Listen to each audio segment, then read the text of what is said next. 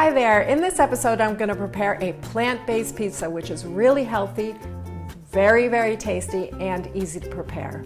So if that sounds good to you, then keep watching. I'm Diana Goldman, and you're watching Beantown Kitchen, where plant-based dishes are shared that you and your body will love. So I'm going to show you how to make the pizza, and at the end of this episode, I'm going to do a nutritional comparison between this really healthy plant-based pizza and a standard American pizza. So be sure to watch to the end. You can find the recipe for this Tuscan pizza on my site, Beantown Kitchen. The link is in the description below the video.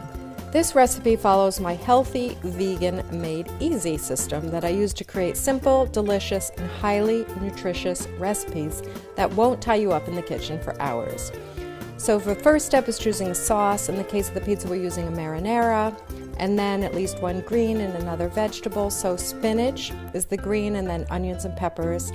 Step 3 is whole grain or bean. For this recipe, I use Engine 2's whole grain pizza crust. I'll show you what that looks like in a minute.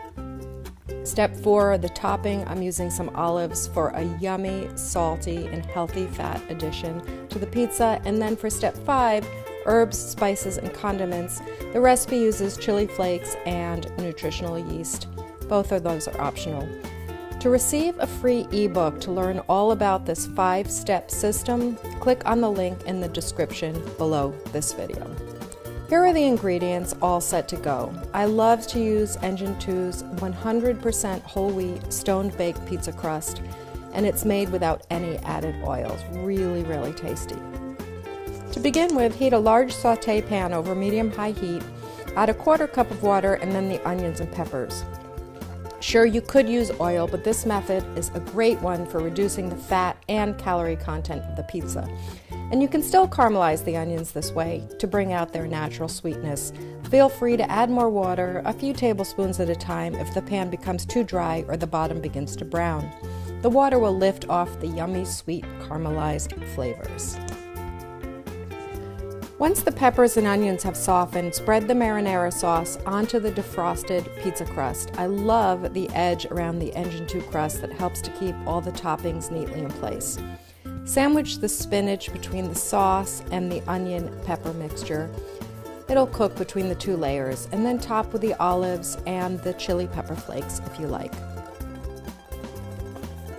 The pizza will bake directly on the middle rack of the oven. When it's time to remove it, the crust will have browned a little and become, well, crusty.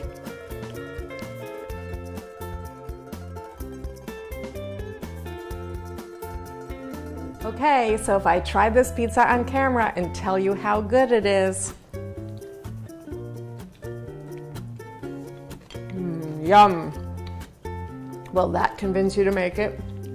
If that didn't convince you, here is some more incentive. Eat this, not that.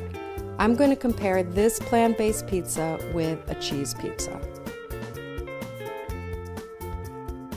The cheese pizza has more than 25% more calories.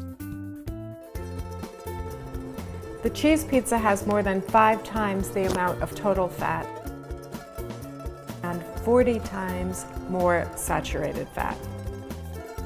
The plant-based pizza has no cholesterol at all. After all, vegan cuisine contains no cholesterol, as plants simply don't contain any cholesterol. You might be wondering, isn't it worth eating the cheese pizza for the calcium? Well, 1 serving of the Tuscan pizza is rich in calcium, as the spinach, olives, and marinara are all great sources of the mineral. I definitely think you should try making this pizza. It's relatively low in calories, it's highly nutritious, it's really easy to make. If you do make it or you have questions, be sure to comment in the comment section below this video.